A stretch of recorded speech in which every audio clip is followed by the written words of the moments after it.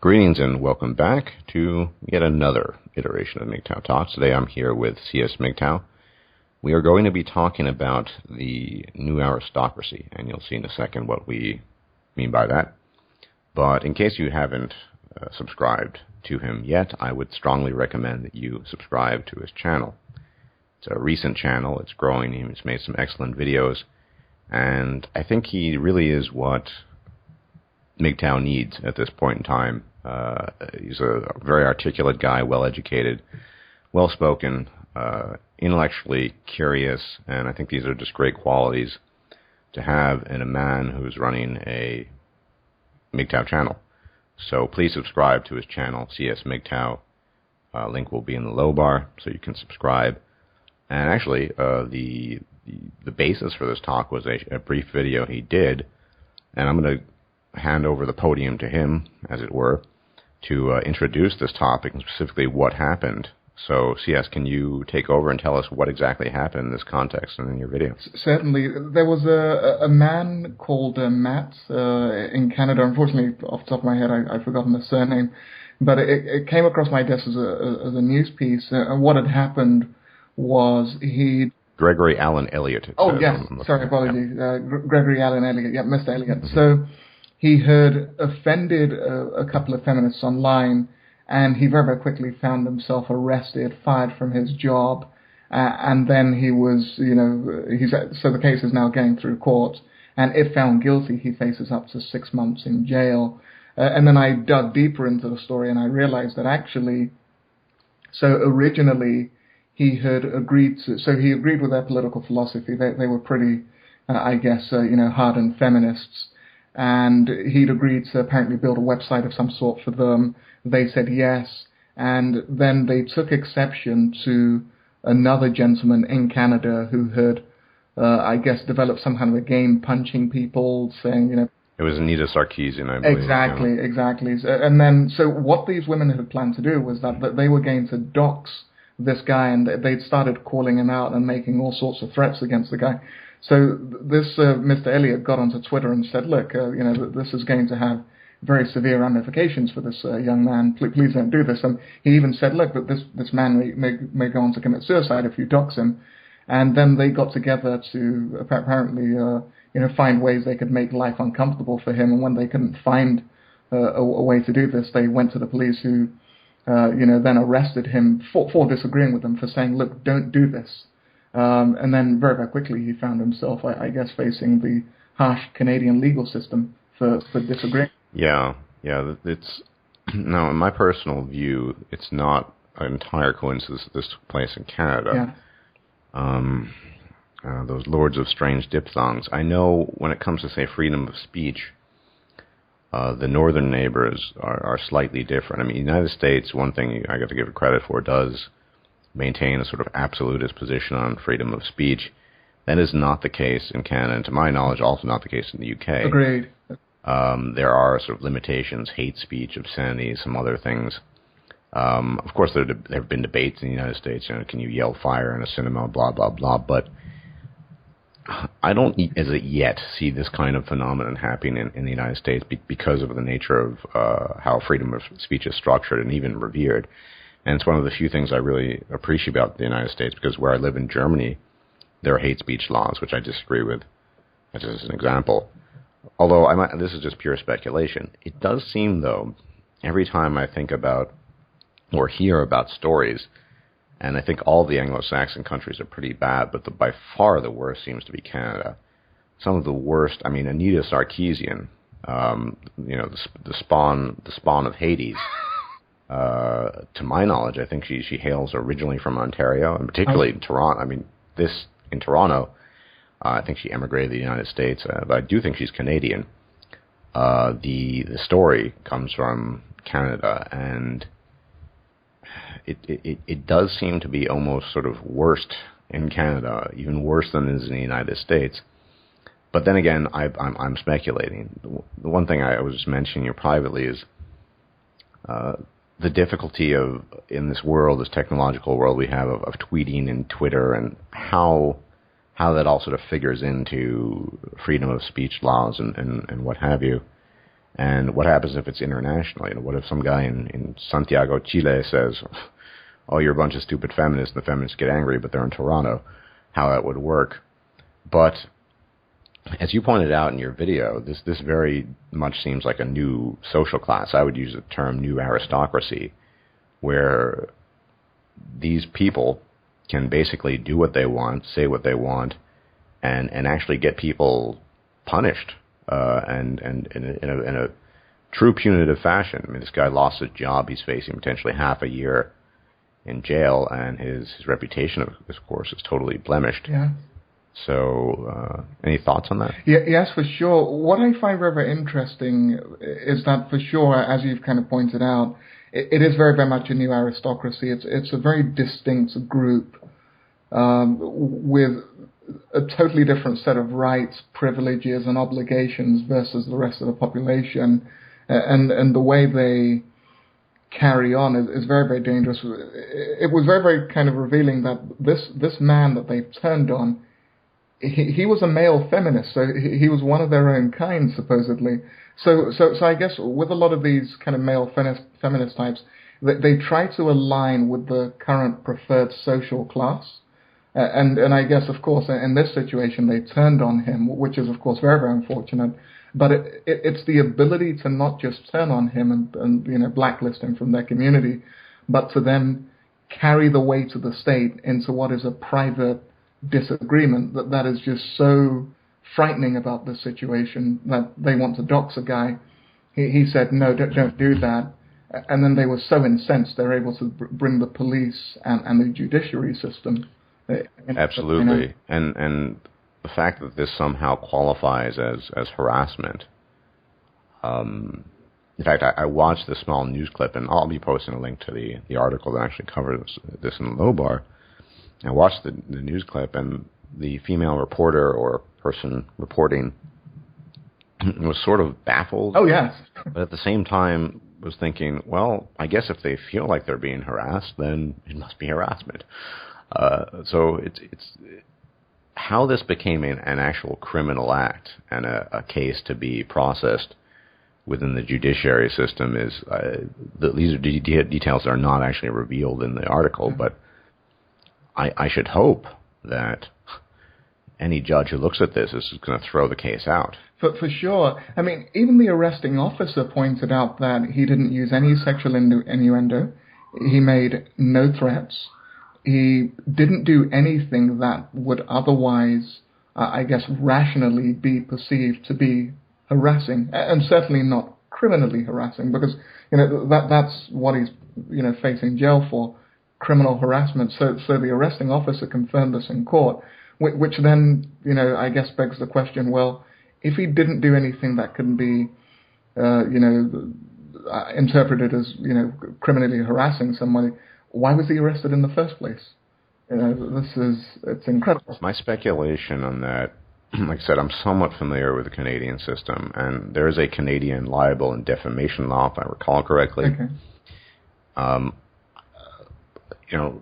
Libel is usually writing and defaming a person's character. I suppose in extremely loose fashion, posting things on the internet could be construed as kind of libel if it quote unquote damages someone's character, but this would be a true twisting of the law. I mean, this is the only way I can imagine this even possibly going to court and being taken up as a criminal violation or criminal case. Some sort of weird new interpretation of what libel is. Exactly, because libel has always been a civil matter, and the goal was to compensate the alleged victim, or at the very, very least, print or recant what was printed. So that was always the goal of libel, to then turn libel into a criminal matter. And again, what I think is very, very clear here is that if the tables were turned, he wouldn't have been able to have her arrested. So it's not only that they're using the legal system in a way that it wasn't intended, but it's also going to be selectively implemented. So if, for example, he had tried to dox somebody and they'd said, look, please don't do that, that's absolutely outrageous, he probably wouldn't have been able to engage the governmental apparatus to kind of go after them and deny them, employment. He's even been banned from using the internet apparently, which is completely outrageous. Yeah, I'm honestly just baffled because I'm just trying to understand what, like I said, there is a subsection in Canadian law that talks about defamatory libel, to my knowledge, but I mean, I just don't understand how this could be turned into a criminal case. But the fact that they can do this with impunity, and I hate to say it, but I looked at the pictures of the people involved, and you just look at them and you're just thinking social justice warrior. Oh yeah, a bunch of white women with sort of hipster glasses and who dub themselves social activists. And this guy, sort of late middle-aged, father of 4 apparently as well. Wow. This is not going to bode well for his offspring if he doesn't have a job. Certainly. I mean, the boyfriend of one of the women in question, he had you're totally right, the typical hipster goatee, the designer goatee. She had the classic hipster look. And what I'm starting to see now with this new aristocracy, as you've described it, is the legal system has a hypervigilance to their discomfort. No, absolutely. Yeah. But in the same sense that in previous centuries, the legal system was essentially tailored towards the needs, demands, and wants of the aristocracy. Certainly. Before there was any sort of modern sense of a codex of law, or as we've come to know it in the West at least,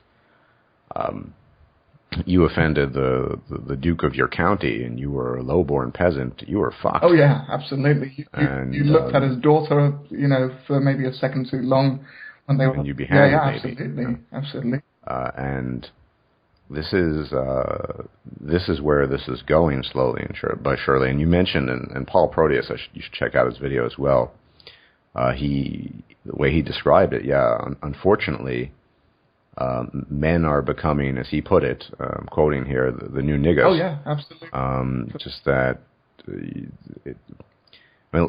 Let's face it. We have to be honest that I think, particularly in the United States, being a black man in the United States, you're getting the shortest end of the stick. Okay. You're faced with racism on the one hand, and you're also faced with essentially misandry and the usual distaste for men. And now, every man, and particularly in the Western environment, and particularly in the Anglo-Saxon environment, and even worse in Canada, you are sort of paralyzed. You can't really do anything. You leave a comment and you're facing criminal charges, apparently.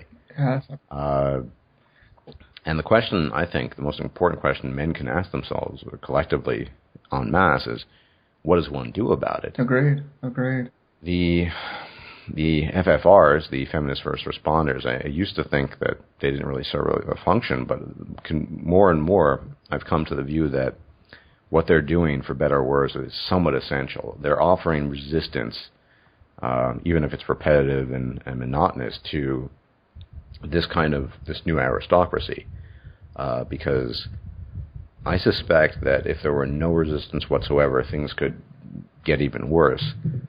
It's true that a lot of these feminist first responders don't go into detail. Maybe I would like to see, or something, the detail maybe Barbarossa and I might go into videos describing individual traits or basically human nature, male-female nature, but there needs to be some pushback. And so this has been talked about by Sargon and McCobb, but sort of division of the left, where these guys are just so far to the left, it's insane. Yeah. And then you have more reasonably minded people who are sort of leftists, I guess would be called quote-unquote leftists, who are combating them. And I had to be reminded of this morning, guys. I was going to mention this because this is why I decided to talk about this. And then CS made this video. When I got out of bed this morning, I was just checking my Google feed on Thinking-Ape, and I saw a comment. Some of you remember me criticizing the notion of giving dogs a vegan diet. It's absurd, but as I mentioned in the video, dogs are mesovores. That is, they can eat non-meat products, but they're primarily meat eaters. They're primarily, not exclusively, but Anyway, old video of mine, 15, 16 months old. I checked the feed, and then there's someone, I'm paraphrasing because I either made the comment invisible or deleted it, saying that I had generalized vegans and hurt vegan feelings, and that he, I think it was probably a she, but she and her friends would flag the video unless I took the video down or offered an explanation. Wow. Now, flag a video about the absurdity of feeding dogs a vegan diet. I mean, and I think this probably, knock on wood, was just a bunch of hot air. I was a bit worried because if you get flagged, then you get strikes. But this is the kind of insanity we're seeing now. This probably was a woman. I'm almost certain. What man would do that? But, probably was a woman. Probably was part of some SJW. Who knows?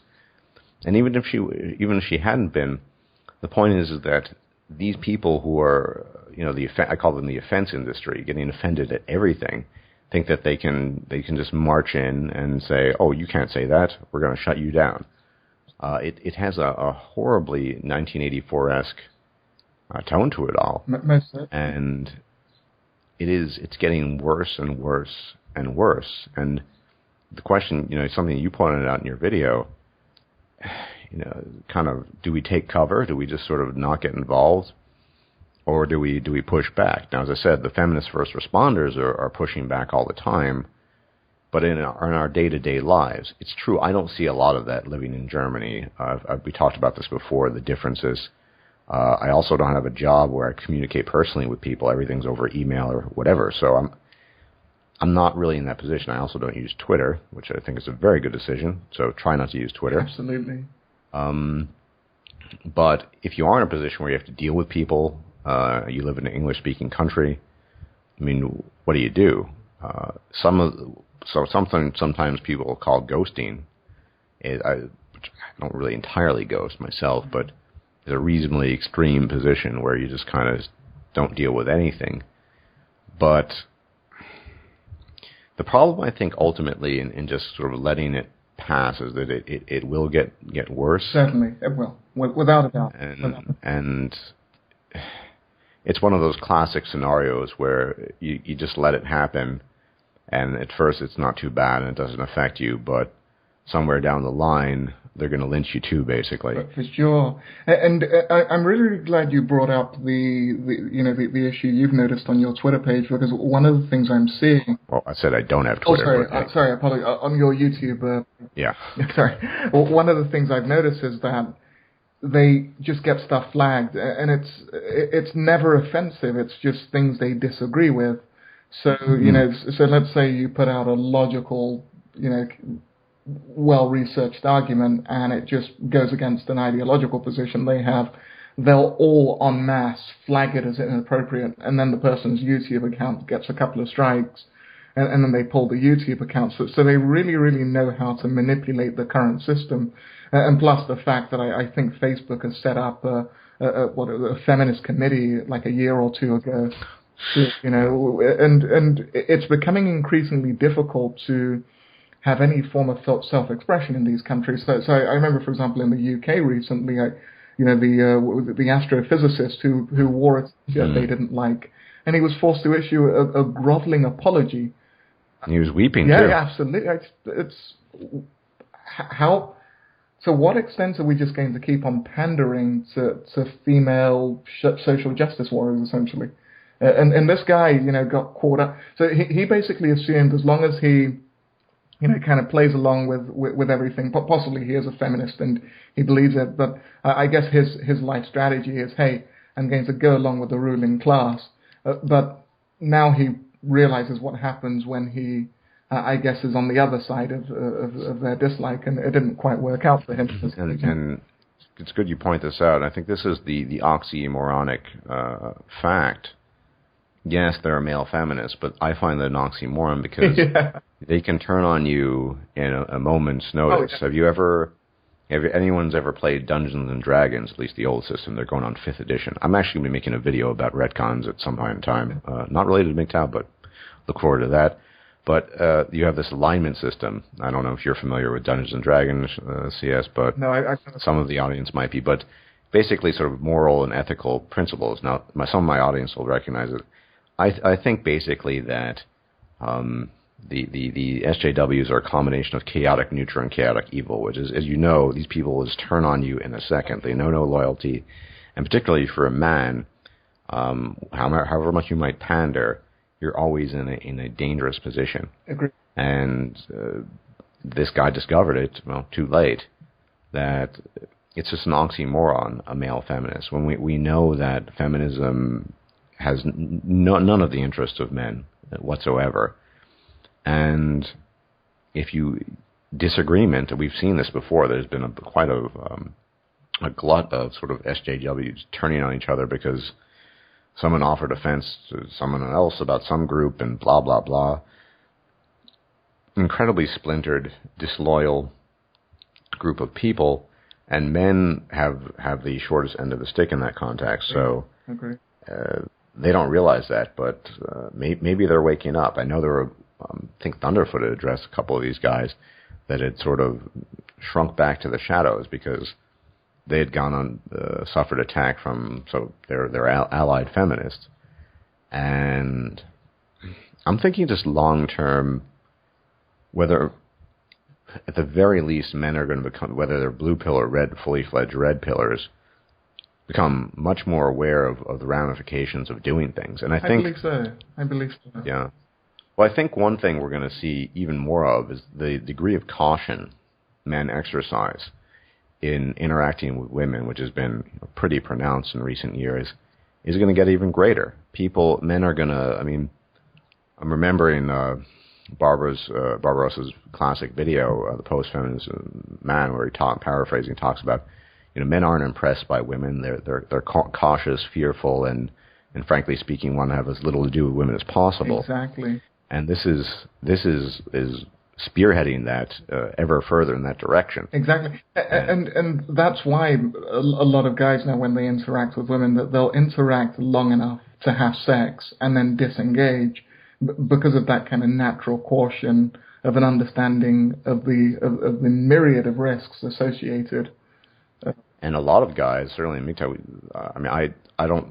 I do it for other reasons apart from just sort of fear of accusation, but just don't bother with women anymore because of the cost. It costs money, it costs time, and certainly in the English-speaking context, there are high risks that they're undertaking when you engage with women. They're always present, no matter how. This is something that many a deluded man has believed. That his wife, girlfriend, or whatever is special. Even if she is somewhat of an exception in her behavior, she has the power of the law, the power of the courts, and the power of the government behind her, never mind the white knighterry of most men. Agree. So they've essentially become junior partners in the governmental process, in the same way, and I'm sure you're quite familiar with the kind of, the history of the trade unions. Everything changed for the trade unions when they became a junior partner in the governmental process because of the ability of the trade unions to bring in a large voting bloc to, let's say, the kind of centrist left of the political machinery. And that's what I guess the kind of SJW archetype has now become, a junior partner in the governmental process. So they for sure don't have the full kind of rights and privileges of the main government, but they have they're a government light, as it were, so they can very, very easily mobilize the police. You could see the difference as in the sort of classical European setup. Dukes and counts who are somewhere below princes and kings. They're sort of low-level aristocracy at the moment. They have more rights, more freedom than you or I do. Yeah. And they can just point a finger at someone and, say boo, and that person is potentially in trouble. Yeah. And I'm still just in a state of shock about this particular story. So I'm trying to understand what exactly is criminal about it. For sure. Even given Canada's relatively constrained freedom of speech laws compared to the United States, at least, it's bizarre. And I hate to point this out, but this has been pointed out by Sarga and others, is that the kinds of people that these people target are always just sort of poor schlubs who really wouldn't do anything. Absolutely. I mean, those of you who live in the UK, it has a massive Muslim population, many of whom are radicalized. And to point that out, they would never say, oh, look at all these radical Muslims doing X, Y, Z, for obvious reasons. The same reason I usually don't do that, because, frankly speaking, I'm afraid. I don't want to be decapitated or assassinated. So they only kind of target people who aren't willing to inflict real harm back on them. Exactly. And the people who are actually a menace to at least traditional Western cultural values of freedom of speech and tolerance of views, whether you agree with people or not. People who are they're kind of I mean they're not partnered at all. But you have the kind of people who sort of use verbal coercion. I mean, these are the SJWs. And then at the other end of the spectrum, you have these people who are just are willing to just chop your head off or shoot you or whatever, just for discussing things. I mean, I think it's important to bring this into discussion. But a couple of months ago in Denmark, they were having a discussion about, I think, the place of Islam in Europe. And guess what happens? A gunman walks in and shouts Allah Akbar and kills everyone there. Jesus. And so it's really, really difficult when all these SJWs are basically pointing to harmless people who think that the ideas of freedom and tolerance, which are more or less universal in the West to varying degrees, depends on the country. They're abusing that, and they're not pointing out people who actually oppose that. So it's really, to me, it's a strange sort of partners in crime that have nothing to do with each other. Yeah, absolutely, and for sure, we've always had the disparities in sentencing, between the genders, and I guess now it's entered a new phase. What ran through my mind when I initially kind of read the article and the lady's summary of the article was that so they found this guy, and they've, for all intents and purposes, they've ruined probably a large portion of his life now. In feminist Canada, he's going to find it very, very difficult now to find a job. But let's say, for example, he didn't take that approach. Let's say he had a solid logical argument that was well referenced, based on scientific facts. That's still no insulation against the irrationality of these individuals. And an example is, let's say, Professor Larry Summers, who I believe was the president of Harvard, who pointed out, he said, hey, look, men have, on average, we tend to make up the top echelons of the field of mathematics, and women don't, and this isn't a bad thing. It just is based on the differences between the genders. He was fired from his job for quote unquote sexism, and so even having a well thought out rational point backed up with scientific data doesn't protect one from just this kind of mob mentality we're now seeing online. Indeed. And I wanted to point this out in Teal'c's talk, and I guess now I can point it out since it's very appropriate, the context. But when you're dealing with a party that's wholly immune to logic and rational argument and history and evidence, you don't have many tools at your disposal. I mean, think about it. If you get someone like Girl Rights Watt, who everyone knows Girl Rights Watt, what do feminists say? It's internalized misogyny, right? Yeah. You talk about the suffering and the damage done to men's society. It's patriarchy hurts men too. So there's no way to systematize anything with them and actually explain things rationally. And this is generally why I personally have a policy on my channel or in the internet interactions in general of not dealing with people, with these sorts of people. If I see someone in a comment section of mine or elsewhere talking about gender as a social construct, I leave it alone. Yeah. Because I have better things to do. And I know it doesn't matter how much I bring to the table in terms of knowledge and links and evidence. These people have immunized themselves to to any sort of thing along these lines. No matter what you say, they have a comeback, and it usually has nothing to do with what you're saying. Yeah.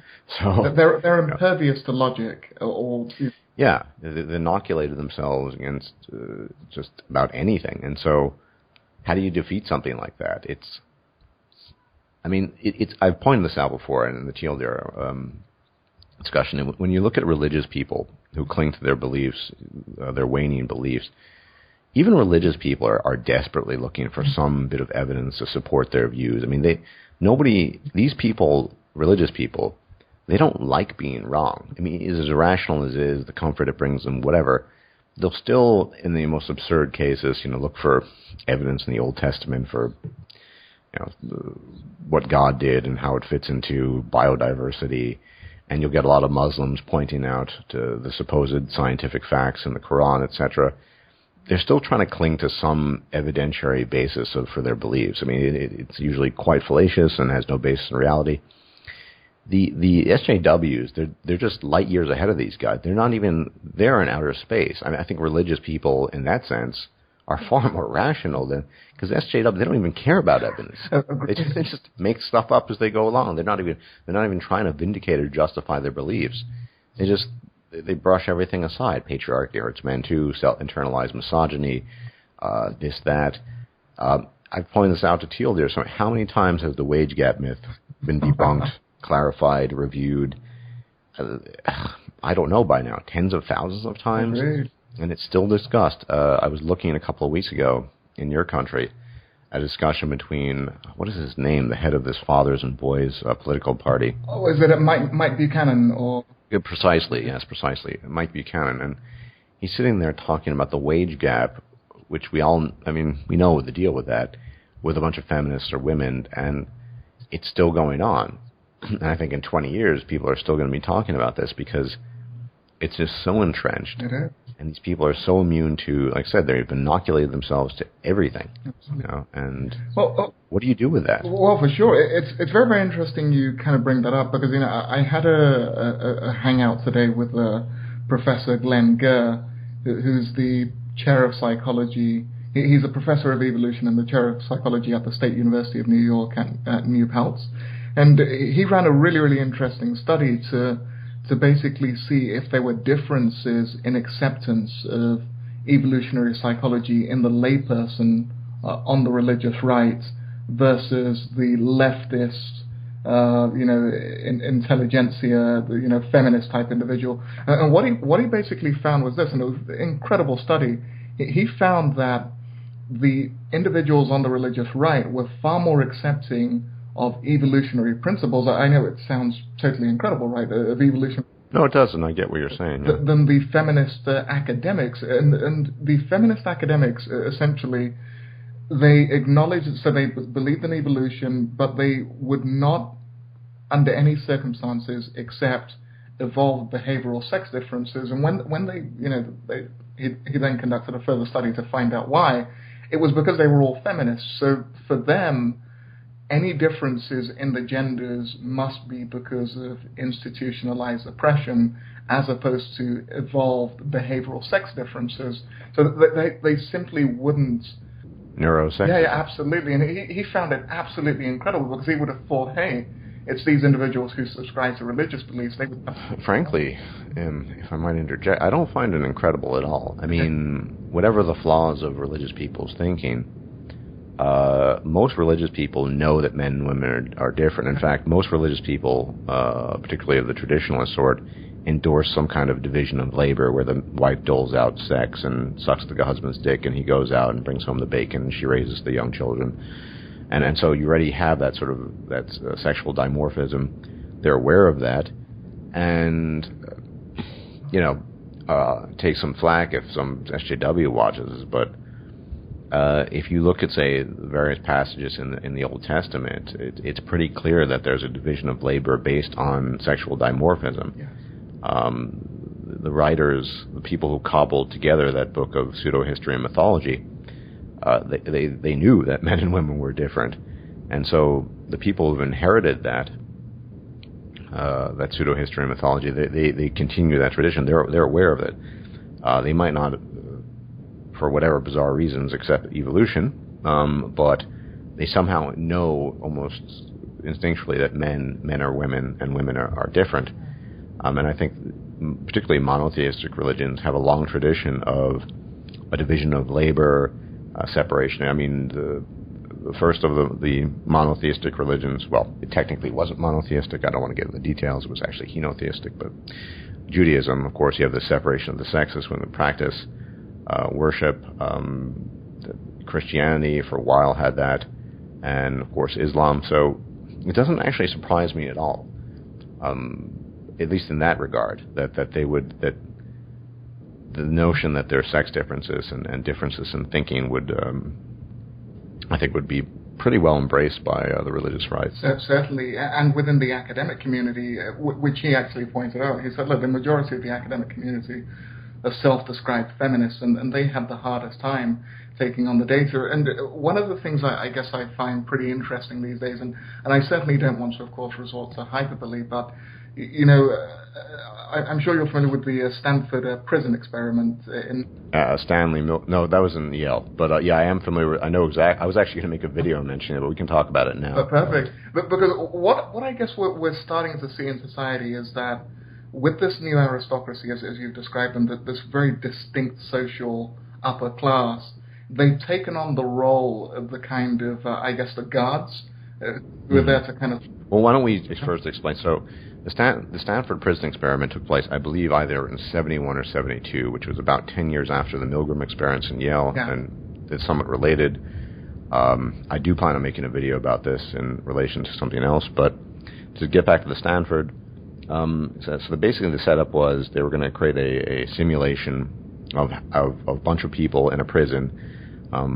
These were students. They would be assigned the role of guards or inmate. And to make a long story short, because I mean this isn't the crux of what we're talking about, but the guards went totally authoritarian, physically abusive. They were starving some of the supposed inmates in the experiment, and everything, sleep deprivation, you name it, hosing people down with water and fire and foam. And actually, if I recall right, it was the guy who started the experiment, his girlfriend, who told him to call it off at the time because it had got so out of hand. Yeah. But for sure, and possibly in many ways, society, I guess, on a hopefully less a destructive level, is starting to imitate that. You know, where we have guards who use abusive, cruel tactics, and the rest of the prisoners who become, I guess, pretty pathetic and confused, and this kind of supplicating, sequious approach that they now have with these SJWs. Yeah, I think this kind of power. I mean, it sounds so cheesy and hackneyed, but power corrupts, and absolute power corrupts absolutely. They have this uncanny influence that they wield, and they enjoy wielding it, and I don't think they're going to give it up anytime soon, and they're sort of become intoxicated by it. And I got to say, as someone who was an undergraduate student in the middle and late 90s in the United States, who had studied not exclusively but a majority of humanities subjects, where you think feminism is totally entrenched, I didn't get a whole lot of that. I see. I received basically a classical education in Latin and Greek literature, and so it was pretty rigorous, and it was scientific in the sense that it was historical and evidence based. There was not a lot of sort of feminist mumbo jumbo. Every now and then you'd get some wacky feminist professor who would talk about postmodernism, but it was pretty classical, I think, and I don't know if that's the case these days. I mean, I in communications with younger people, 15, 17, 18, 20 years younger than I am, and they tell me just insane stories about the universities, and to see that things have warped so much in the past 15 or 20 years, which is a fraction of time if you think about it, turning these places essentially into feminist paradises or fortresses, with essentially inmates, anyone who's not a feminist, particularly men who aren't feminists, It's insane. I don't know, because I don't remember that at all. And even, I hate to say it, even a couple of years ago, and this is something that Milo, if I'm pronouncing his name right, Yiannopoulos, I know he's a Greek last name, surname. You're familiar with CS, you're familiar with Milo. Oh, yes, absolutely. Yeah. Bob Wright. Right, exactly. He runs the bar right side. When I was an Imperial in kind of the end of the first decade of, I don't want to be too specific, the end of the first decade of the 2000s, I didn't notice that too much either. So the intensity has really picked up in the last 5 or 6 years, I'd say, to a degree. It was just unheard of. And certainly in the mid-90s in the United States, I had never seen this. I'd studied it in Germany as well, and then years ago in France, and I didn't notice any of that in either of the countries, and of course this was quite a while ago. So there's something that's been going on recently that has just really amplified the power base, I guess, because, I mean, look at all the false rape accusations going on, particularly in the United States. These places have become fortresses for feminism, SJWs, and really just essentially for men who attend these institutions, these universities. They are, walking on a minefield. They might not know it, but they are. Certainly. And I guess it's starting to resemble the atmosphere in Europe, possibly after the Second World War, when it became very dangerous to be a non-socialist, So, you couldn't find work academically if you were a non-socialist. And possibly we're now seeing the kind of Western academic, elite all turn to feminism simply because it's now, for one's career, very, very dangerous to be a non-feminist, to be a non-conformist to that movement. So at the very least, most of them all have basic feminist views, that they'll follow the ideology. And any student who kind of veers off course, let's say in perhaps a dissertation, then the standard party line is duly expelled or punished or just kind of ostracized.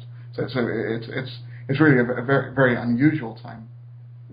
Yeah, and I know I've talked to you in private about this, and I've mentioned this publicly, that, sometimes I consider, taking this to the next level and getting involved in evolutionary psychology in the academic level.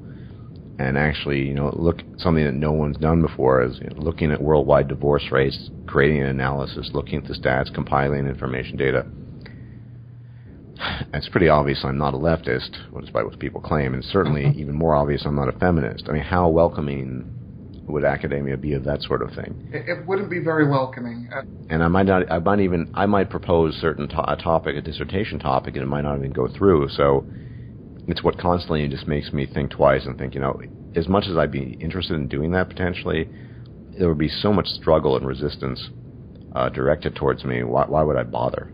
Sure, for sure. And I ended up doing a master's in health economics, and at the time I used to have a lot of disagreements with my professors because the kind of fundamental premise was it's okay to take an individual life and tax this one individual, then decide that okay, women and children are more valuable, so we're going to divert funding to, let's say, this form of female contraception versus providing this on the NHS, and it was very, very difficult. But at the time, I came from a very, very hardened libertarian viewpoint. And as a result, you just find yourself ignored and just kind of marginalized in the class because I had a different viewpoint. Now, I've since modified my views a little bit based on the data I now have, but for sure, academia these days isn't a place for differing views. And perhaps it never was to the extent that we sometimes perceive it, but perhaps it's that our views were a little bit more, kind of aligned with the current thinking at the time, perhaps. I guess that's just my... That's my impression too. I mean, my father is a Hungarian friend who did a PhD in the United States in geophysics, and he had some ideas that some people had vetted and other people didn't. And I don't know the details. I'm not a geophysicist, but my impression, based on what he told me, is that the people who didn't vet his ideas because, well, not because they were necessarily bad, because they felt threatened by his views on some particular geophysical phenomenon that might have stood in contrast to theirs. And so there's all kinds of backstabbing and power grabbing and in academia. I mean, it is not, it's not Plato's Academy. It's not a place of free inquiry. Exactly. And frankly speaking, I've mentioned this before, the internet is actually a much better place of free inquiry. Yeah, you can run afoul of bad information and bad data and bad evidence, but the restrictions placed on you are much fewer. You could argue that, that's a bad thing, but you're going to encounter a lot less of the constraints, whether it's constraints on personal ambition or someone else's petty envy or what have you, or the ideology that you encounter in academia. Far less. And even counterattacks in, I think it was in the late 90s, there was a guy named Professor Sokol in American. He's a professor of mathematics and physics at New York University. He, I don't know if have you ever heard of the Sokol affair? That's what it's called. Unfortunately, I haven't, no. Oh, it's fascinating. So this was in the 90s, and he wanted to test something. So the actual professor of mathematics, he wanted to publish in a journal for postmodernist literature or some such. And he basically created an article, which is just a bunch of gobbledygook about, quantum post hermeneutics, some nonsense. And the SJWs and the postmodernists thought it was really good, and they published it. And a couple of weeks later, he revealed that he had been taking the piss, and they were so embarrassed by it, and they were really angry. And even when you get actual pushback against this sort of thing, it doesn't seem to resonate. I'm kind of in a place of despair. A lot of this, knock on wood, doesn't affect me directly. I'm not involved in academia anymore. I'm not a university student. Like I said, my involvement with people is just communications over the internet, especially work. Someone sends me some job over an email or whatever, but I'm not actually talking to these people. So it's I'm kind of in a state of despair with regards to this, and this story just sort of cements that even more, because I don't know, where do you go from here? I know there needs to be pushback against this. It's not my style to directly push back against feminists and SJWs. I really feel it's more important to empower people, and specifically men, with knowledge of themselves and where they come from in terms of evolution and why they're doing the things they're doing. That's more important to me personally, but what's to do? It seems that feminism these days has become an unstoppable force. As I said, it's immune to logic. It's inoculated to reason, to argument. There's nothing you can say Agreed. to convince a feminist. Agreed. And even all of the research, so every once in a while they'll put out a bit of research, and the one that I saw doing the rounds, within the last month was, people no longer want to see, sex and violence in video games, and just very typical to the kind of social justice warrior type research. They'll get a group of other feminists and give them a questionnaire, and they fill in that questionnaire, and then that's what passes for research. Tell that to the Call of Duty crowd. Yeah, fair enough. Game I don't even like, but fair enough. For sure. So for sure, for every sound bit of logical arguments or argumentation that comes from the non-feminist community, they'll be able to throw back a dozen studies, and then it's very, very difficult. So I've been kind of cycling between, well, is it better to have a hands-on approach? But then, of course, we think it's bad now. It certainly can get far worse. So now it's that one guy. Well, actually, I mean, there have been a plethora of guys arrested in the UK, and they're usually all men. But there was a couple, so there was a male and female, but the majority of men who've been arrested because of Twitter comments. One guy made a racially aggravated comment. He was put in jail for a little while, and so of course there's the kind of is it better to have a hands-on approach, or if we leave this completely and guys like Tildir and Sargon of Akkad aren't doing what they do, just how bad can this get? Will it become soon that if you maybe publish a video on YouTube or make even comment on an existing YouTube video? Can they dox and find you and then leverage the governmental processes against you? Can it get that bad?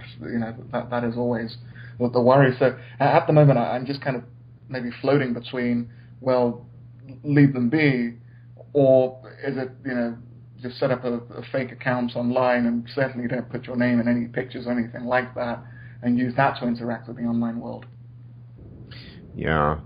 Although, once again, because feminists and social justice warriors are effectively immune, I've been over this a couple of times, there's no argument that can convince them. This is, whatever you say, they have a response that's usually not rational. Even if you were to create a faux account and just argue with them, I'm not sure what that would do. A lot of these people just thrive off of this back and forth. Absolutely. And I've a few times I actually decided to engage these people. It becomes a never-ending back and forth, and I just give up. And they feel as if they have the last word and they win, but there aren't actual arguments presented usually. And so, and then there's always the fear that they'll resort to totally criminal behavior. So there was a recent situation recently, and they face absolutely no kind of legal or social sanction for this. But these guys had there was a thread on a website powered by Discus, and these guys had apparently thrown back some pretty intense statements towards these feminists, and they illegally hired hackers to hack the Discus accounts of these individuals, find their real names, and they publish their real names on a website. Wow. Completely illegally. And of course, if the roles were reversed, he would have certainly seen jail time. Yeah, it's just incredible. And I think it's also important to mention, this isn't popular outside of MGTOW circles, but when you think about the gender dynamics and which group tends to regulate sort of polite speech more. I mean, the idea, for example, that you never talk about, say, politics at a dinner party, right? I'm pretty sure women came up with that. Oh. I remember growing up, and even recently when I was visiting my parents in Rome, my mother said, "Oh, be quiet, you might offend somebody." No, don't say that. You might offend somebody. The offense industry is primarily a female industry. Yeah. Women assign enormous importance to a kind of false harmony, a faux harmony, where everyone supposedly gets along merely because they're not saying things that they're thinking out loud. Yeah. And it's no surprise to me that the most prominent exponents in the social justice movement are women. This is something that it's not very popular to say. And I know from Tealdear's subscribers, a lot of them don't even watch my videos, and I think I'm some rabid misogynist, but as I was discussing in that video, women are allowed to be selfish and men are not. Yes. And when women are allowed to be selfish, you get a lot of this offense. I'm offended. This person, who almost certainly was a woman who posted on my vegan dogs video, who was offended and supposedly hurt, who wanted to flag me. I mean, I can't imagine a normal man ever doing that. Agreed. I could just never see that happening. And if you ever think in a conventional setting, hanging out with a group of mixed gendered people, some women there, some men, you always notice that the flow of conversation is somewhat more constrained than it would be if it's just a bunch of guys. Of course, absolutely. I actually had that recently. I was having lunch with a friend and his girlfriend came along. I was pretty surprised actually when she came along, but I like them both, and they're lovely human beings. And we got onto the topic somehow of the gender wage gap, and initially, I guess, very naively, I assumed she was just misinformed. So I sat her down and I explained, why there is a difference in pay. Men tend to go into these professions. They tend to work longer hours. They don't take time off to rear children. And her response was just to simply burst into tears. And it was very, very clear that these weren't discussions to be had in her presence. So, and her boyfriend initially really enjoyed the discussion. He of course, saw the evidence as I did, and he was very, very keen to, it's an interesting area to discuss. We simply weren't allowed, and he pulled me to the side and said, look, I have this issue with her all the time, that if I say to her, look, 1 + 1 is 2, and she'll say, no, it's 3, and of course it's an exaggeration, but she'll just burst out into tears. And then you can't have a logical adult discussion with the person. You have to watch every sentence to kind of weigh it against how they'll possibly take it. And what we're now seeing is, of course, in a kind of private setting, this is it's a near aggravation. After lunch, everybody goes back to their lives. But when we institutionalize, the offended crying girlfriend. Exactly. And when we make her hurt feelings as the equivalent of a crime, this is something insane. Yeah, and I think what we've observed continually in the MGTOW community is that indeed feminism has something to do with female nature. Yeah. The high receptivity towards taking offense, taking things in the ultra personal level, ignoring evidence, being directed and guided by one's feelings much more than by evidence or logic or arguments. You see this, as you pointed out, in private discussions, but the real problem is this has gotten beyond the private discussion. Now it's just everywhere in the public. Absolutely. And I suspect the vast majority of women are not able to depersonalize themselves from the issues they talk about. In everything, and I mentioned this in the limits of sanitary conversation, that everything becomes a story of personal anecdote, which somehow, even if you're sending them links from the FBI, these are the stats, and they'll say, yeah, but I know someone who blah, blah, blah, blah. It's really, really unfortunate. Yeah. But I don't know, maybe the possible silver lining is that it gets so insane that actual science is opposed, and no government wants real progress to be impeded. I don't think so.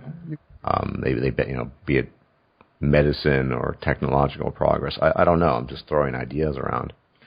Maybe they just get to the point where enough is enough, because the reality is, as usual, men give women power in relationship. Yeah. The fact that your friend countenances his wife or his girlfriend's absurdity is what maybe he just wants to keep on getting laid. Maybe that's all it is. Probably is just that. Exactly. And if you were to actually put his foot down and say, look, this is absurd, why don't you woman up, in the sense that this isn't a discussion about you, it's a discussion about the wage gap. You can take yourself out of the picture. Exactly. You can even say, I still love you or like you or whatever. It has nothing to do with you. We're talking about a topic here. Absolutely. And I guess, because we're both men, so for us it's simply a case of, does the available data, support, a gender wage gap from the kind of feminist perspective? That was so, and it was interesting to see how the men there, reacted to that discussion. They were clearly focused on what does the data say, but for her, she focused on everything except the data, and it's. Yeah, for sure. Then it's very, very challenging to even have a rational dialogue with her. You cannot. It's like speaking to a child. My 5-year-old daughter. It's simply beyond her comprehension. Yeah, and these are adults, unfortunately. Exactly. And you. I think the key thing here is this notion of walking on eggshells, which is bad enough in an interpersonal situation. And anyone who's had a relationship with a female or with a woman knows just, you say boo or say X and she just starts screaming at you or whatever. But this is to some degree, female nature, this hyper reactivity towards information that is somehow emotionally displeasing them, has become entrenched in the very society we live in. And so when Larry Summers, who I'm not a fan of, did some shitty shit on Wall Street yeah, I mean that's what the data tell us, and you get fired for it. I mean the equivalent. I'm just saying this is absurd. Imagine, a conference of geographers and saying, well, Mount Everest is the tallest mountain in the world. It's 8,000, I don't remember exactly, plus meters tall, and someone says, I'm offended by that. I grew up in the Andes, and there's this majestic mountain there, and no, I'm going to get you. I mean, that's how absurd this stuff is. But once again, this is the same problem we encounter over and over again. Anytime you have a human science, be it biology, evolutionary psychology, neuroscience, when we're actually taking the time to examine humans, people tend to disagree a lot, and they tend to get offended a lot. For sure. Sure. And the individuals who drive a lot of the disagreements,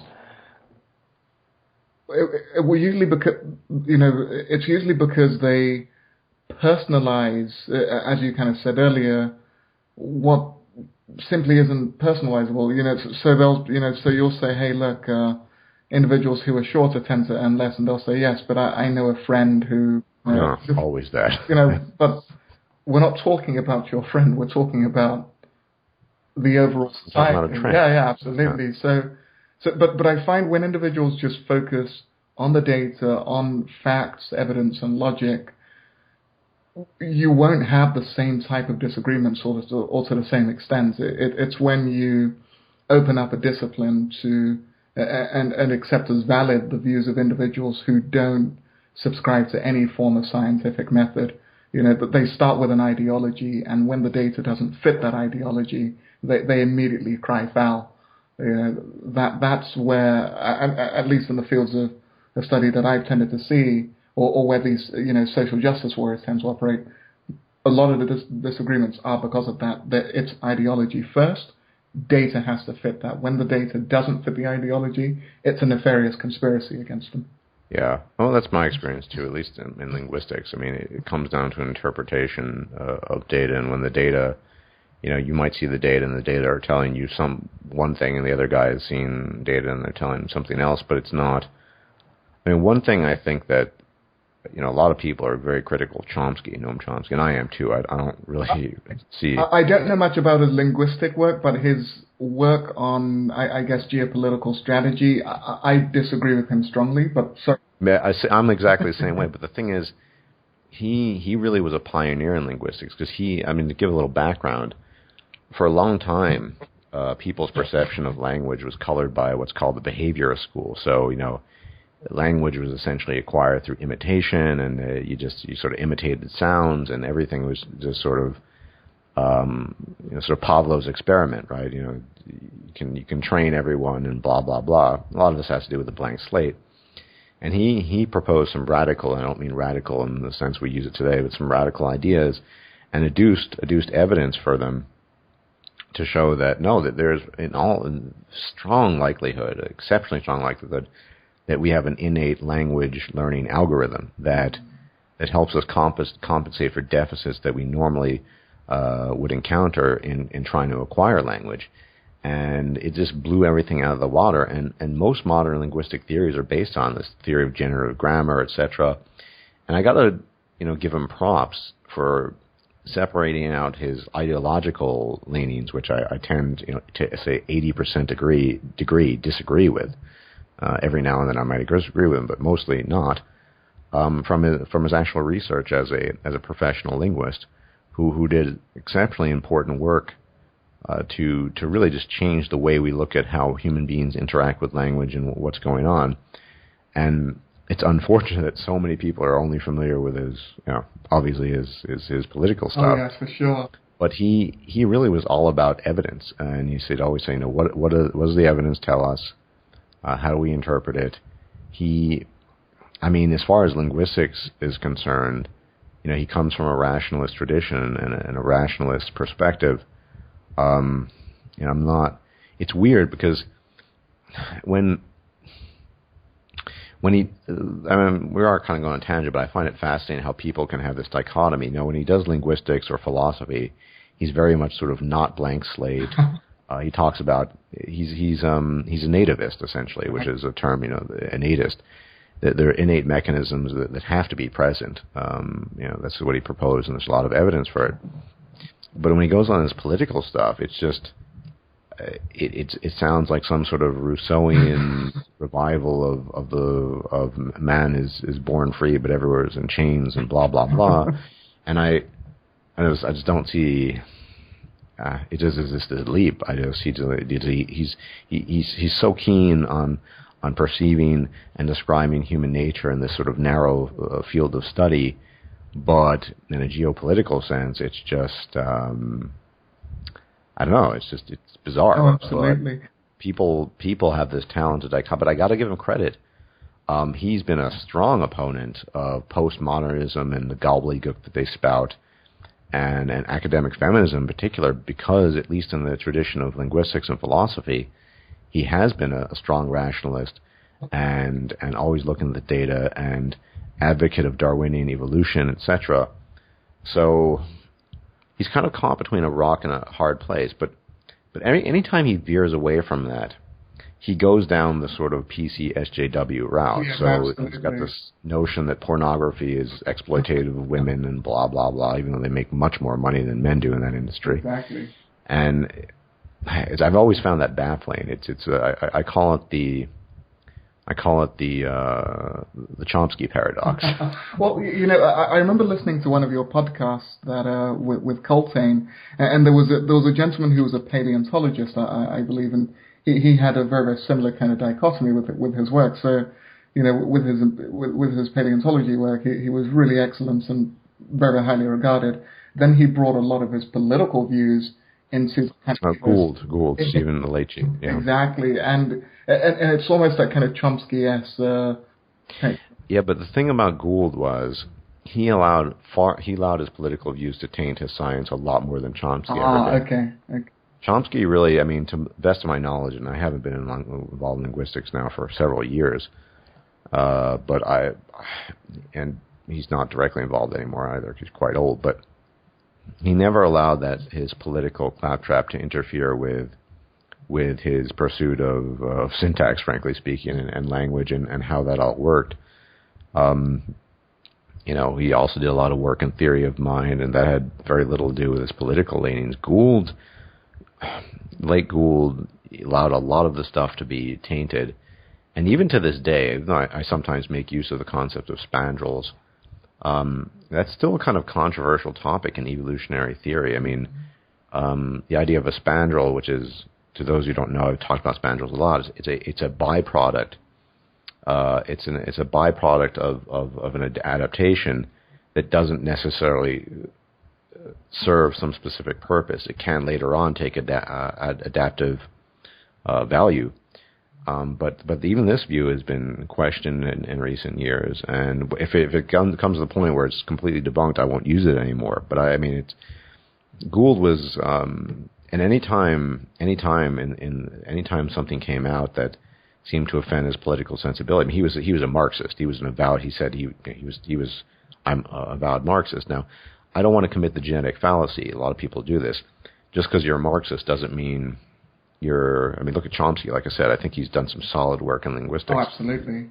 But Gould was one of those guys that just let everything just sort of flow into each other. And at some point in time before he died, it was hard to really take away from his to see any sort of purity, or rather separation in his approach to his science. Yeah. I suppose it's like the gentleman, Briefold, who he's a Marxist. Exactly. They said, "Oh, he's a Marxist," and it's like, well, I kind of put that aside. But based on what we see, is his hypothesis correct? And actually, yeah, his hypothesis, or I guess his theory, was certainly correct. Yeah, although people routinely have challenged that. They'll say, well, men do the same thing. Men look for benefit too. But I mean, he should have talked more extensively about this. But when we talk about something like Brieflow's law, and I don't even really feel these days comfortable using the term law. I mean, call them observations or whatever, maybe principles. Yeah. The point is that men very rarely. First off, men, we know as men that we have this almost inherent, maybe innate value of deeds done for us in the past. We learn to recognize them and acknowledge them, and I think we don't forget the favors done for us.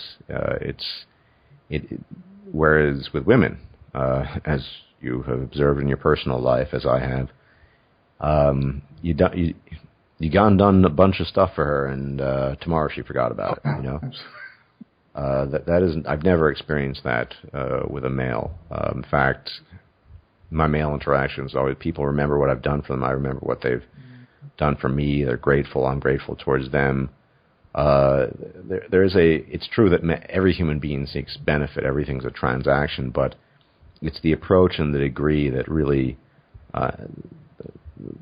separate the sexes in this regard, I think. Certainly.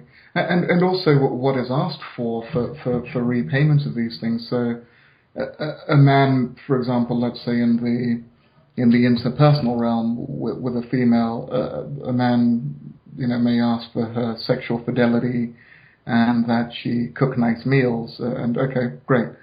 But on the flip side, the amount that the female requests for her, for her fidelity and 2-3 meals a day is I guess this man's lifeblood is a couple of years shaved off his life working in some soul crushing job. So I just tend to see that and I agree with you completely that we have very, very different needs for sure, but women tend to request far more for even the payments of debts, of interpersonal debts, as it were. Well, my observation, I'm very, very careful about giving promises or making promises because I find them binding. And when someone does something to me, particularly if a friend or otherwise, I do sort of feel indebted to that person. And so that's not something I observe in women. They don't, I mean, they kind of have a superficial gratitude, but they don't feel that sense of indebtedness that I certainly feel. If someone does something for me, then I usually feel in debt. I want to somehow equalize that debt, pay it off at the very least. Yeah. I've never observed this with women, and it's not to say it couldn't exist, but it's just, of course, it's all anecdotal, but we put our stories together, and no man I've ever talked to has ever observed that. The idea of feeling indebted or feeling sort of long-term gratitude and long-term loyalty, and that seems to be pretty foreign to the female mentality. Certainly, these are very, very much male characteristics. And I guess that the pain for a lot of men come when they assume that these things are also present to the female, or at least present to the same degree, and they find that it isn't, and that can be a very, very painful place for a lot of guys. Well, yeah, men just transpose their own concepts of honor and loyalty to women, and they're not applicable in the vast majority of cases. Agreed. It was actually, when I started looking at the concepts of honor women, it was actually a female author who pointed out. She said, "Look, women don't have honor." Who, do you remember the name of her? Yeah, so her name was Alison Armstrong. Alison Armstrong. Maybe, was it a book? What was the name of the book? Yeah, so it was a book called, if I remember correctly, Understanding Men. And she said, "Look, women are, they're totally hardwired different, and they don't have honor." So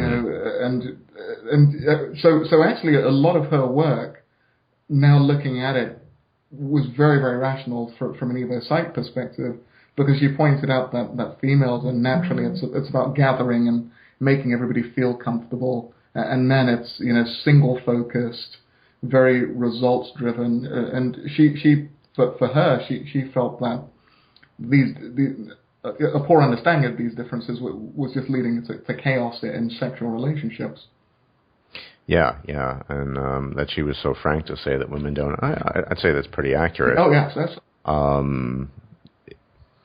I think, and this is purely speculative. I can imagine I doubt there's actually research that's been done on this because, well, it's such a taboo topic. But if you imagine the kind of activities that men and women had done in the ancestral environment and the division of labor that still exists in primitive tribes and communities to this day, the work of men tends to be a lot more dangerous. And so, and you see this in the military as well, the notion of, sort of to the death loyalty, this kind of cohesion that's so important because, you have to have your brother's back, because, if you don't, both of you might lose your life. I agree. And I think the psychology of that over time has been sort of transposed to the present. I don't think women ever were put in those situations. And so the notion of keeping your word, it's not to say that men lie, they break promises too, but for the most part, that sense of loyalty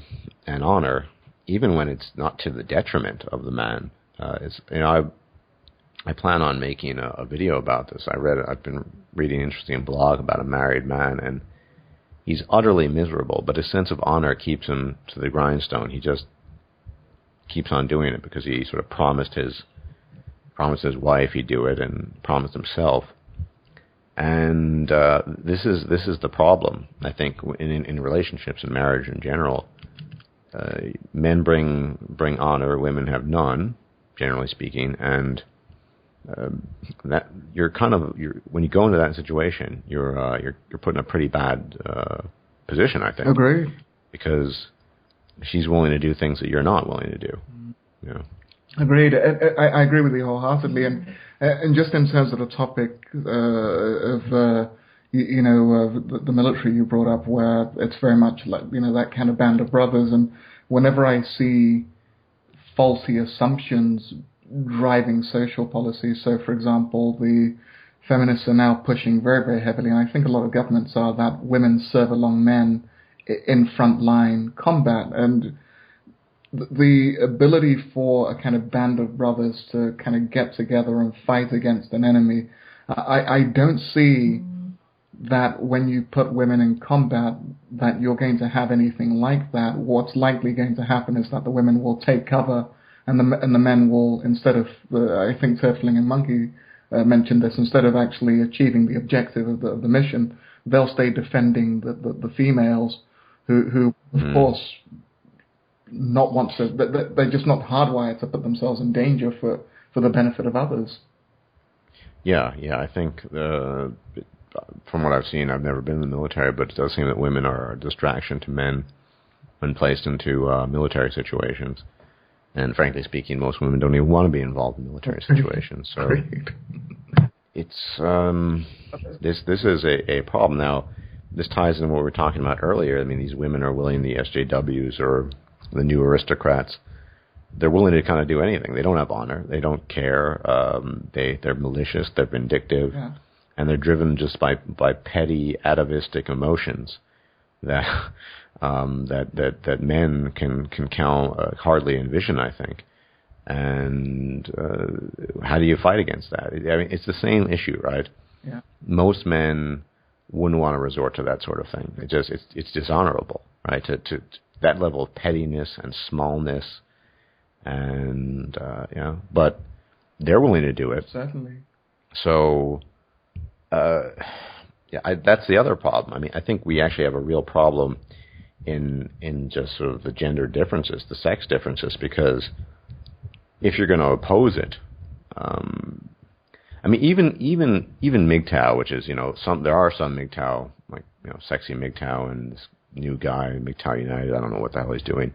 They just seem like a bunch of guys who just hate women and don't really have much to offer apart from that. But even MGTOW, when we talk about women, we talk about the way they are in their nature. I don't do it from a perspective of hate. Agree. And maybe some women are offended.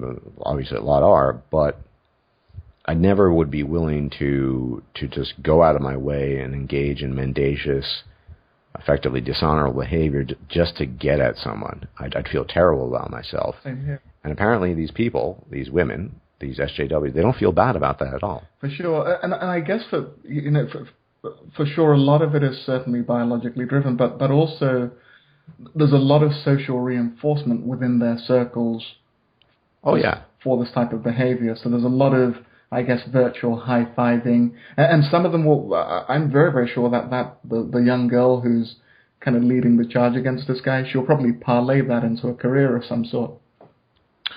Oh yeah, I mean that's what a Sarkeesian did. Yeah. Although, I've said so many times, I don't believe Sarkeesian. Sarkeesian doesn't believe the shit she talks about. She's a really cynical person. She just, I can make a lot of money this way. Why not? I'll just talk about feminism and oppression and bad things in video games. Oh, she even admits it. I mean, does she? Yeah, absolutely. I mean, she said, look, she said, I mean, she was on stage with a couple of these other feminists. She said, well, when I was younger, I didn't describe myself as a feminist. I wanted equality, but I didn't believe in this stuff. So all through her dialogue, she makes it very, very clear she wasn't, I guess, quote unquote, a natural or self-identified feminist until she, quote unquote, read a couple of books, and by that, it was very, very much okay. I saw that there was a lot of money to be made here. I mean, she even admits she knows nothing about video games. She doesn't play video games. She has zero interest in video games. But of course, she sees it as a very, very profitable opportunity, and she parlays all of that supposed anger that people spew towards her into an incredibly lucrative, full-time job. Yeah. It's. I mean, her Kickstarter or fundraiser or whatever. I mean, it was like $160,000 to make. I mean, just a couple of shitty videos. Oh, yeah. I mean, I the worst video game I've ever come across. I don't like their sales were abysmal, weren't they? It was terrible. No, she didn't even make a game. She was paid to make YouTube videos of game criticism, and they were terrible. I mean, if I actually took the time, I'm pretty sure I could take within 18 hours make something better than she did, and I'm hardly an expert. It's just easy money for her. For sure. Others I'm not so sure about, to the extent that they believe this, but the real danger is the fact that they don't have honor, and they're completely vindictive and malicious, and they don't care who gets hurt. This guy, this poor schmo, whose name Gregory Allen Elliott. Yeah. I mean, he's screwed. Oh yeah, especially in that country. So in another country, the fact that you've gone against a couple of feminists online, I'm assuming wouldn't be such a black mark against one's name, but. No, I mean, look, the West, Canada seems the worst of the worst. No offense to Canadians, but you guys got it bad. Oh yeah. It's worse than the United States. It seems worse than the UK. It's certainly worse than continental Europe. Certainly. Like I said before, men are not running around in terror of interacting with women because they'll be accused of false rape here. And it's not to deny the universal gynocentrism of our species. We've talked a lot about that in South Korea, but it's different. I mean, it's not the same caliber. I don't know what it is. I mean, Goretz, what is a Canadian? There are tons of Canadian subs I have, and even the illustrious Sandman hails from Toronto, at least not originally, but that's where he grew up. There's something about Canada, and specifically Toronto. I think Toronto is the epicenter and the worst place in the world for modern feminism, from my understanding. Absolutely. In fact, I ended up dating a Canadian girl very briefly for a while, and may Zeus forgive you. Oh yeah, she was a hardened feminist. It was every other sentence was something about patriarchy and oppression. At the time I was pretty blue pill, so I wanted to pay her lunch. I took her out for lunch, and I. But her being an egalitarian, she refused, right? Yeah. Oh, she just went mad. I'm oppressing her. Okay, just whatever you want to do. Yeah, I think that would be a fascinating study, and I'm not the best person for it since I'm not Canadian. But why it's so strong in Canada, in particular in Toronto, the Ontario area. I guess Sandman, with his masterful observations, claimed it had to do with the weather. But I don't think that's the case. He said the cold weather made women that way there. Okay, well, I guess I'd love to hear some. I mean, I know Paul Proteus is Canadian, so. Oh wow, okay. I thought he was American. I didn't know that. No, well, I can tell by the accent that he's not American, but yeah, no, he's definitely Canadian. One tips for people. One thing say when Americans say sorry, we say sorry. Canadians say sorry. I say process. Proteus says process. These are subtle things if you're a linguist or have a background. Anyway, he is definitely Canadian, and but I know he's not in Ontario, but still. Maybe some Canadians in the subs, leave a comment, or if you have a channel, or contact me. I'd be fascinated. What is it about Canada that makes it the epicenter of feminazism? Effectively, it's awful there. Which is not to say it's not bad in the United States or bad in the UK. I mean, you live in the UK, yeah, so sure. you know the way it is. But it's I don't really get it, and it's important to talk about, but I still don't know what to do. I don't know what to do about it. I don't think I'll be doing it. I'll just continue my current route of informing men about human nature. But, I just don't know.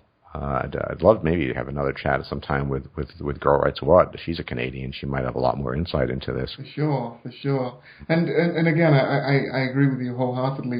What seems to be the kind of defining characteristic of the Canadian arm of feminism is the pervasive fear that a lot of, it's so, the entire culture has been deluged in this, and it just kind of manifests in every aspect of life.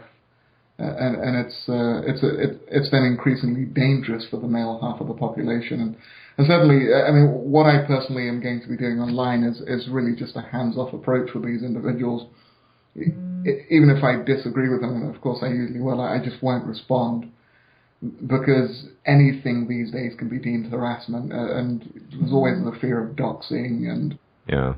Well, not only that, as I said, these people are inoculated to logic and reason. You can't actually have a discussion with these people. Why would I bother? I'm not going to argue about gender constructs and whatever with these people. It's a waste of my time. Agreed. I got other things to do. So I admire people like Teal Deer and to a much lesser extent Sargon and Akkad in what they do, because it's sort of the never-ending battle. Basically. I have noticed that. I mean, one of the things I always think when I subscribe to both of their channels is this must be emotionally draining to have to deal with the same issues week in, week out.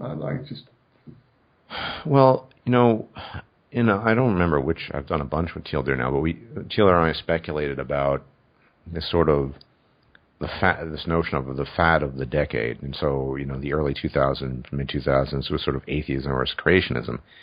But as I said, religious people tend to be much more amenable to evidence, in my experience, than these SJW types are. And so that kind of ended, and there's still a little bit of debate about that, but not really.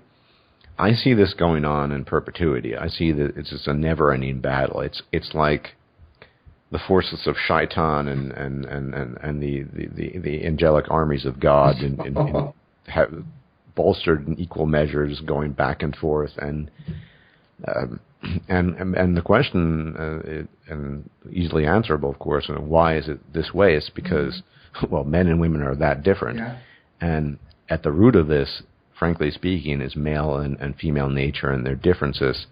And this is runaway female nature at the end of the day, particularly their form of selfishness. I honestly, we can never run the test, but it's been claimed if men were given the same rights to do whatever they want, they would just run rampant. I'm sure a few would, but that's my sense is not that they wouldn't do this, precisely because of this notion of honor that men tend to have. And also, for extended periods in human history, men at least had the perception of being in power, and men didn't institute, grand oppressive policies against the female half of the population. Actually, quite the opposite. We strive to make the world safer and better for them, and to provide them, whatever comforts we could, whatever we could eke off the land, we would we would kind of hand it to them. So when men, at least I guess in name, had the power, men didn't resort to the kind of tactics and pettiness we're seeing from these SJWs today. Yeah, and to wrap it up, the reason why we have all this feminism and this insanity now is because men in government gave women what they wanted. Exactly. So that's how we got here. Men gave women everything they wanted. They gave specifically feminist women at the time. But on a final note, when Girl Rights What openly talks about the everyday woman being not all that much better than your typical feminist and not really caring about what's happening in society or to men, nobody really pays attention. When I say something like that, I'm called a misogynist, and I think this is a huge problem. To this, I mean, men give women exactly what they want, and women generally just don't give a shit about what's happening. So they might not be declared feminists, but they're not exactly charging out in the streets saying, "Oh, this is a horrible injustice." Which is, to be fair, people are self-interested, and women are no different in this regard. But this is unfortunately almost certainly going to get worse and worse. And let's hope that the bulwark of the feminist first responders remains intact. And I guess the major ones are just Sargon of Akkad and Teal Deer. I'm trying to think of Thunderfoot's there too. Let them work on that and hammer away, and I don't know. It's looking grim, but hopefully they can be continually fought to a standstill. Also, this guy, Giannis, I can't pronounce his last name, because I don't remember it. The Breitbart guy. Yes, Yiannopoulos. And also, Stardust, the solution may not be strictly found in changing the legal system or even the feminist first responders. It may simply be technologically driven, in that if at one point we, let's say, get software browsers which make it far easier to have true anonymity online. So, for example, the Onion browser for the Tor network, and doxing's far more difficult. Some of these things, I guess, that we experience on the internet will go. So, for sure, that they'll still be able to flag YouTube comments. But if, let's say, on the Onion network, a new type of Twitter or social communication platform becomes popular, and they can't immediately just find somebody's, address by, with a little bit of doxing, then half of their ability just kind of disappears. Yeah, or indeed, I'm not seeing men going their own way, but just men just withdrawing, saying, I'm not going to put myself at risk. Yes. That's particularly true in countries such as Canada, the UK, the United States, where the danger really is acute. It might not just be worth it for them anymore. And so you're going to get that men are just going to say, well, I'm just not going to bother with this anymore. I just want to play my video game. You have they're not going to listen. And it's weird, on the one hand, the attention you give to these types empowers them, and it's somehow necessary to combat them. But if you just ignore them and not listen to them, they're just sort of like the wailings of sucklings. It's just annoying. You just walk away from it. I don't really, I'm not sure how that's going to pan out, but I do think that people are going to become more and more aware of this insanity,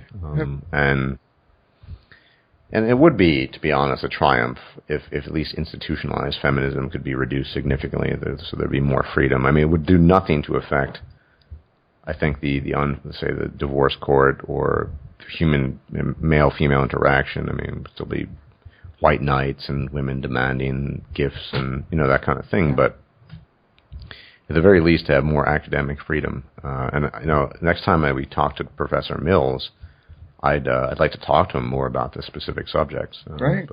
Well, let's get a dialogue going with him, and I'll also make sure we get a dialogue going with Glenn as well. Yeah, that sounds good. Okay, folks, we're going to wrap it up here, and as always, thanks for watching. I will remind you to please sub CS MGTOW's channel. Link is going to be in the low bar. He has some good stuff, and I expect a lot more good stuff to come from him. So everyone, thanks for listening, and take care. Bye-bye. Thanks, Thomas.